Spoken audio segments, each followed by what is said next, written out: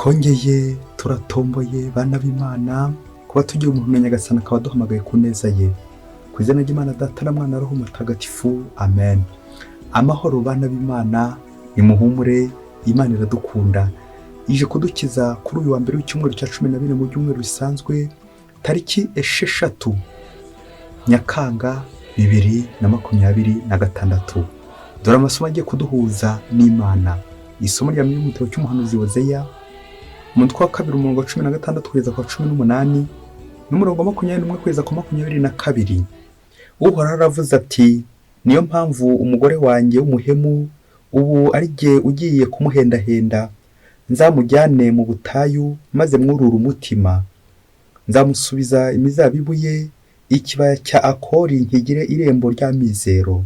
Azahanganiriza nk'igihe cy'ubuto bwe, mbese nk'igihe yazamukaga ava mu gihugu cya Misiri.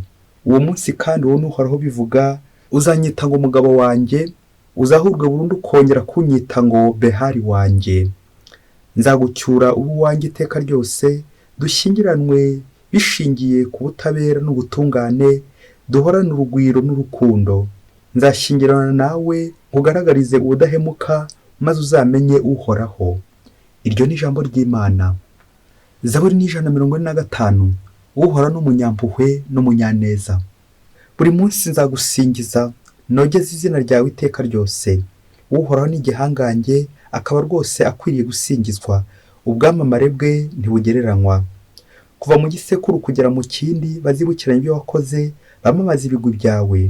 Nzajya ndondorera abandi ibitangaza byawe, mvuge ikuzo ryawe ry'uruherekeza rijyana n'ubwiza bwawe. Bazajya bavuga ububasha bwawe wagaragaje ukora ibintu bihambaye, nanjye mvuge ubuhangange bwawe.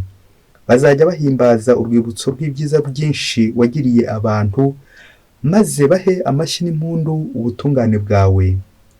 Uhoraho n'umunyampuhwe n'umunyaneza, atinda kurakara kandi akagira urugwiro. Uhoraho agirira bose ibambe, maze imbabazi ze zigasakara ku biremwa bye byose. Uhoraho n'umunyampuhwe n'umunyaneza. Nyagasani Yezu nabane namwe. Amagambo mu Ivanjili ntagatifu uko yanditswe na Matayo, umutwe wa 9 umurongo wa 18 kugeza ku 26. Igihe Yezu arakibwira abigishwa ba Yohani, umutware aramwegera, amupfukama imbere amubwira ati, umukobwa wanjye amaze gupfa, ngwino umurambureho ikiganza arakira. Yezu arahaguruka aramukurikira n'abigishwa be. Nuko umugore wari umaze imyaka 12 ava amaraso, amuturuka inyuma akora ku nshuro z'igishura cye, kuko yibwiraga ati, mpfa gusa gukora ku gishura cye ngakira. Yezu akebutse aramurabukwa aravuga ati, humura mwana wanjye, ukwemera kwawe kuragukijije. Ako kanya umugore arakira. Yezu ageze mu rugo rw'umutware abona abavuza imyirongi n'abantu benshi baborogaga, aravuga ati, nimuhave, uwo mukobwa ntiyapfuye, arasinziriye. Nuko baramuseka. Bamaze gusohora abo bantu, arinjira amufata ukuboko, maze umukobwa arahaguruka. Iyo nkuru isakara muri icyo gihugu cyose. Iyo ni Ivanjili ntagatifu. Bayoboke b'Imana, nimugire amahoro. Aha tugeze ni kuri buri munsi. Fungura buri munsi, ufungure buri munsi, ufungure abandi buri munsi, ijambo ry'Imana buri munsi. Buri munsi neza y'Imana iguhoreho. Buri jambo ry'Imana riza kuri uwo munsi, nta munsi usa n'undi. Uko niko n'ijambo ry'Imana ridahora ari rimwe. Nubwo waryumva kenshi, ariko ryagusanze none ntabwo riko rizagusanga ejo. Ejo uzaba uri mu kababaro, ejo bundi uzaba uri mu byishimo, ejo n'ejo bundi. Ntago buri gihe umuntu ahora ari kuri nivo imwe. Akenshi ibibazo, ibyago, ibitotezo, ibihe by'amahoro, ibihe by'ishimo byose bigenda bisimburana buri gihe cyose. Uko ibihe bigenda bisimburana iteka ryose. Amina. Uko niko nanone nawe wagombye kugenda usimburanya ibyo bihe, ugenda ushakisha iki? Umukiro imbere y'Imana. Ugenda urushaho kugenda utunganira Imana uko ijambo ry'Imana ryagusanze. Ese uri ijambo ry'Imana tumaze kuzirikana rigusanze he? Rigusize he? Wasanga rigusize iheruheru, cyangwa wasanga rigusize amahoro. Nawe icyo Nyagasani agusaba ni uko wabaho neza, ukamererwa neza. Bityo igihe cyose ukaba uri kumwe na Nyagasani, igihe cyose ukaba uri gukora kuri Nyagasani. Nta niyo ntego y'amasomo y'uno munsi, aho nyagasani agusaba nanjye ansaba kugira ngo tumukoreho. Isengesho ryacu riraza kwitwa ngo ninkora kuri Yezu ndakira. Akenshi ntitujya dukira. Kubera iki? Bamwe tugarukira mu nzira, abandi ntidukora ku mukiza uko bikwiye, abandi dushaka kumusanga ariko hakagira ibisitaza dutanga imbere, bikaza kurangira tutamugezeho. Intego yacu ni gukora kuri Yezu. Tuze kureba nanone ibyo bisitaza byose biri mu nzira, ibyo bikuta, izo nzitiro zizitira Yezu zituma tutamukoraho. Iyo connection, aho hose twahambutse, aho hose twizituye, ibyo bintu bikuzitura kuri nyagasani ni ibiki? Aha niho nyagasani ashaka kuza kugera, utekereza cyane ku bintu byose bikubuza gukora kuri Kristo. Hashobora kuba ari uburwayi bwakubayeho karande, hashobora kuba ari ibibazo byakubayeho karande, ariko wajya kubishyiza kwa Yezu ntibishyike. Kubera iki? Ntabwo uri gushaka kwigererayo. Urasabwa kugira ngo nawe niba ushaka gukira, kwigerera kuri Kristo, kugerayo, kumukoraho. Hari igihe ujya ukora kuri Yezu na gatoya, biraza kutwerekeza kuri Ukarisiya, aho mpabwa Yezu, ubundi nkagera nte ngakira, nkamererwa neza, nkabaho neza kubera Yezu Kristo. Nawe nukora kuri Yezu uragira ute? Urakira. Ibisitaza byose, ibyakuzituraga byose, ibyo byose wadohotseho, nukora kuri Kristo nawe urakira. Nyiri isengesho ryacu, amasomo turabonamo ingero abakoze ku Mana bagakira. Dufite mu ngero z'abagore batatu mu isezerano rya kera, igitabo cy'umuhanuzi Hozeya mu isomo rya mbere turabonamo mu mugore wa Hozeya wakize. Isezerano rishya, ivanjiri, turabonamo abagore babiri, umukobwa ndetse n'umugore, nabo bakize. Kubera iki? Gukora kuri Kristo. Biragusaba kongera kwizirikanaho uno munsi kugira ngo ukore kuri Kristo. Isomo rya mbere twakiriye ryo mu gitabo cy'umuhanuzi Hozeya, baratubwira Imana n'umuryango wayo, ari byo nyirizina bigaragazwa n'umuhanuzi Hozeya ugarura umugore we. Igitabo cy'umuhanuzi Hozeya kitubwira urugo rwa Hozeya uburyo yabaye hangayitse, yarahuye n'akababaro, nanjye kuvuga yarahuye n'uva gusenya, ubwo yashakanye n'umugore akamubera ibamba, yihabara, umusambanyi, akajya kure, agata urugo. Igihe cyaje kugera, Hozeya akamuhendahenda, ushakana n'uwo mugore wihabara, kujya kumuhendahenda. Hozeya ni urugero rw'abagabo cyangwa nanone n'abagore bahemukiwe n'abashakanye, babandi baturugo. Hozeya natwe atubera urugero. Urugero rwa Hozeya ufata ingamba, ufata icyemezo cyo kujya kongera gucyura, kuzana umugore we wari waramutaye, birerekeza ku muryango w'Imana. Wohotse ku bigirwamana, ugahemukira Imana, nyagasani kubw'impuhwe ze akaba agiye kugarura. Iki ni ikimenyetso gikomeye cyo guhendahenda. Guhendahenda uwaguhemukiye, kugarura umuntu wese ukugiriye nabi, wamuhemu. Abagabo turabasuhuje. Nirinze kuvuga abagore kuko bishoboka ko bakwihangana, kwihanganira umuntu waguhemukiye ukamugarura. Iri niryo somo nyagasani ashaka gutambutsa uno munsi, ko twese tutareba imiseke igoroye, ko icyaha kitujyana kure y'Imana, kituzitura mu biganza by'Imana. Ariko nyagasani iyo twemeye guhendahenda, twongera kwizirika. Ngo uyu mugore wa Hozeya aragarutse mu rugo rwe, yongere yubake, yongera akundwa n'umugabo we, nk'uko natwe Imana idukunda, Imana ikunda umuryango wayo, ikongera ikawumbabumba, bakibumbira hamwe. Iki gisubizo cyonetse mu isomo rya mbere, umugore ukize wongeye kugaruka mu rugo, urugo rukongera rukamera neza. Iki gisubizo cy'uru rugo natwe kiratura muri iyi minsi, aho ingo zacu zagiye zisenyuka kubera umwe acinya umundi, agahemukira mugenzi we. Ubuhemu bwakwiriye. Nyagasani arongera gutubwira ati, muhumure, ntirirarenga. Gusubirana birashoboka, kongera guhura birashoboka, kongera guhuza birashoboka. Ese ni iki cyakongera kuduhuza? Nta kindi, guhendahenda. Ivanjiri uno munsi nayo harimo kwizirika kuri nyagasani, gukora kuri Kristo ni guzakira. Twumvisemo uburyo Yezu agenda akiza. Arakiza uwari urwaye, akiza n'uwari wapfuye amuzure, kuko Yezu ari umunyampuhwe n'umunyaneza. Ndifuza kukubwira ibintu bitatu aba bantu bakiza bahuriyeho muri ivanjiri. Icya mbere ni uko bombi ari abagore, umwe ni umugore wakize indwara yo kuva, undi ni umukobwa wakize Yezu akamuzura yari yapfuye. Icyo tuzirikana kuri aba bagore, ko umugore ni ikimenyetso cya fragilité, vulnerabilité, aho usanga abenshi barengana, bakandamizwa. Ni ikimenyetso cyo koroshya, cyo kudakomeye. Ni ikimenyetso cy'umuntu ukeneye ubuvunyi bw'Imana. Ni ikimenyetso cyo ufite imbaraga nke ukeneye ubuvunyi bw'Imana, aho ubuzima buri kononwa.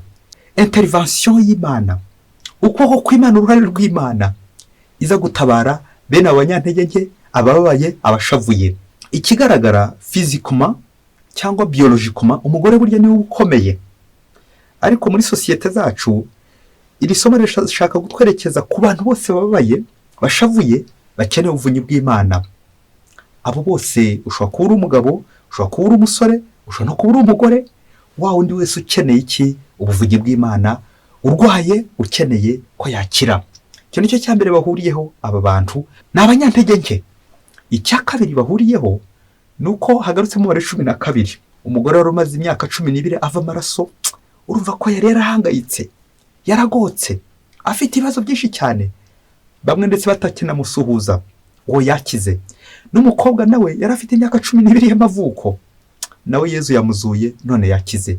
12 muri Bibiliya byerekeza ku miryango 12 ya Isiraheli, ariko none mu isezerano rishya ukerekeza uwo mubare ku ntumwa 12 ya Yezu Kristo, ashingiraho kiliziya ye igakomera, ya kiliziya dukirizwamo. Kuko umukiro utambuka muri kiliziya, umukiro utambuka aho ngaho mu masakamento Yezu Kristo aduha, ya yandiko ko aduhuza nawe. Ni ibimenyetso bitagatifu Kristo akoresha kugira ngo dutagatifurize muri kiliziya ye. Ngiyo kiliziya ikomeye Yezu Kristo ashingiraho umukiro kugira ngo dukire, tubeho neza. Ngiye 12 abantu bahuriyeho. Icya gatatu bahuriyeho kandi gikomeye, anacyo nyine nyirizina kituraje inshinga, ni umukiro. Bose bakeneye gukira, bari mu bibazo, bararwaye, yewe n'undi yapfuye.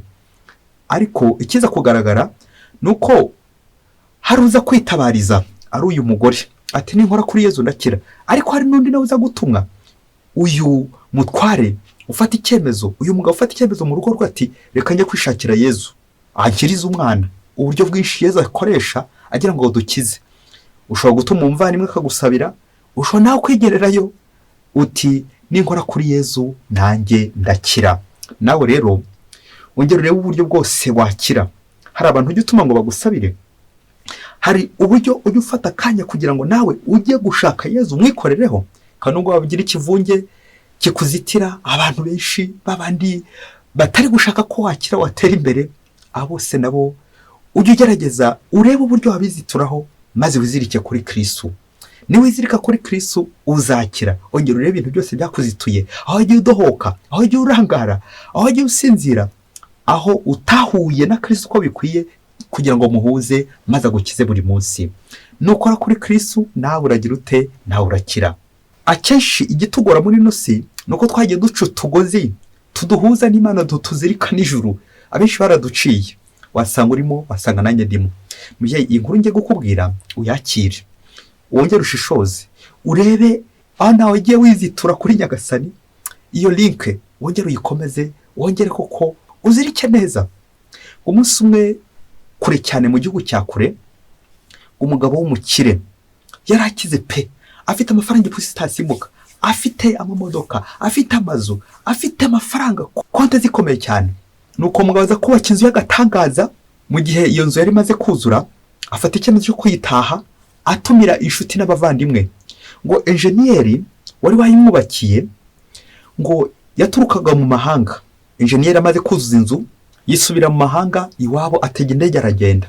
Ngo umunsi wo gutaha ya nzu ugeze, wa mugabo atumiye inshuti, abavandimwe, abategetsi bakomeye, abayobozi benshi cyane, kugira ngo batahe ya nzu, kuko yari inzu y'agatangaza. Ikaba yari inzu yari ifite éclairage nziza, amazi agomba kumeneka nk'umutako, mbese atatse ya nzu mu bwiza bwa ya nzu imeze neza, ari agatangaza. Umugabo rero w'umukire yari atumiye bose kugira ngo anabereke utwo dushya twose yazanye, ko kugira ngo amurikire abantu akoresheje iyo nzu ye, ndetse n'ibindi byiza byose bitatse iyo nzu. baraza ku munsi wo gutaha ya nzu. Nuko abatumirwa bose baraza, ibirori bikomeye, bateguye ibyo banywa, bateguye ibyo baza kurya, umunsi umeze neza. Nuko wa mugabo agiye gutangiza umuhango kugira ngo yereke abantu ibiza byose yagezeho, agiye gucana amatara kugira ngo amazi yikarage yizungurize, ya clairage igaragare neza, abantu bo bamererwe neza, baze kwikangaho ko babone ko iyo nzu koko ari agatangaza.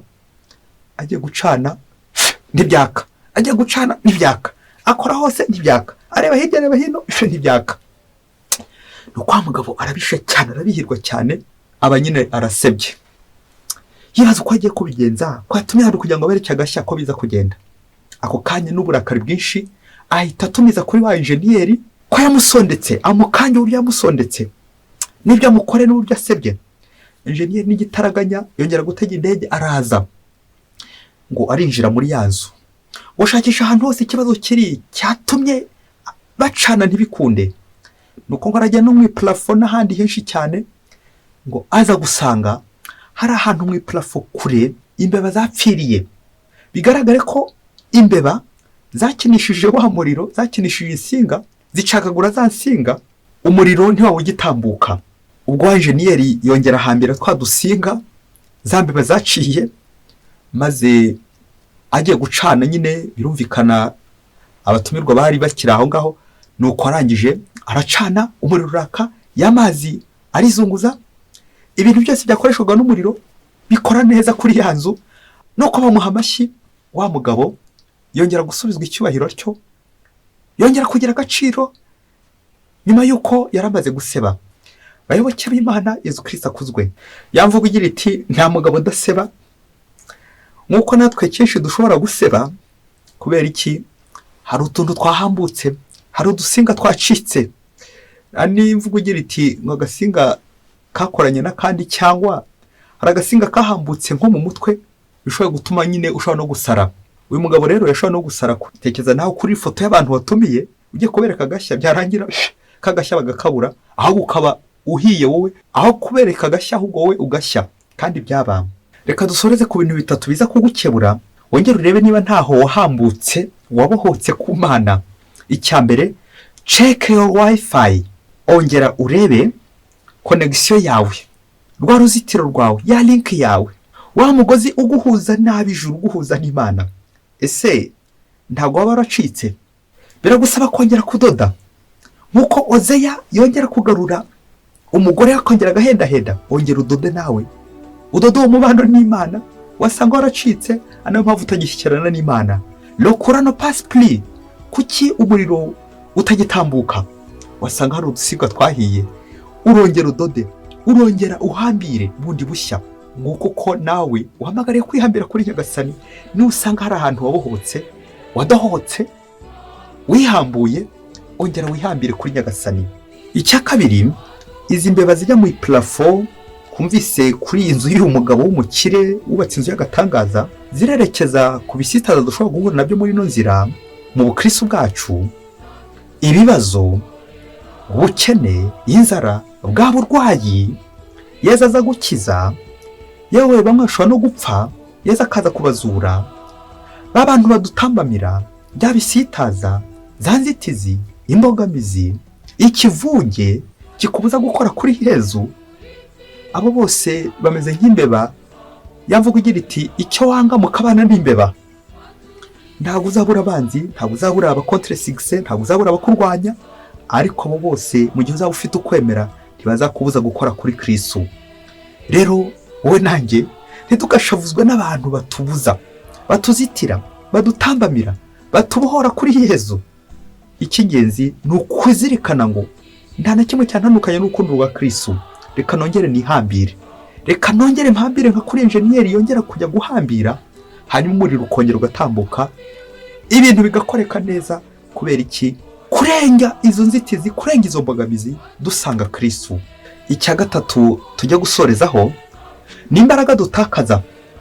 Ese hari imbaraga y'utakaza usenga? Navuga gutakaza kugira ngo wumve ko hari nawe uburyo bwose ushobora gukora effort ushyiramo ujya gusenga. Nk'uko uyu mugabo yatekereje atari ku wundi nakongera ngatakaza amafaranga, ahamagara enjeniyeri kugira ngo aze yongere ahambire andebere ikibazo uko giteye. Imbaraga ushyira mu by'Imana, igihe umwanya umara uri gusenga, uwo mwanya uracyariho. Uraza gusanga kenshi hari igisengesho cyacu ridashyika ku Mana kubera kwirata, kwiyemera, kwikuza, kwibona.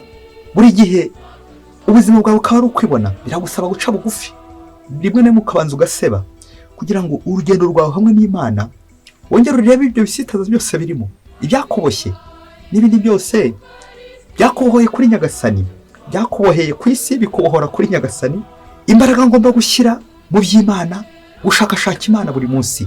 Yezu ningukoraho ndakira. Mwese Imana ibaho umugisha. Imana Data na Mwana na Roho Mutagatifu. Amen. Padiri Masumbuko Ladislas wa Diyosezi ya Cyangugu.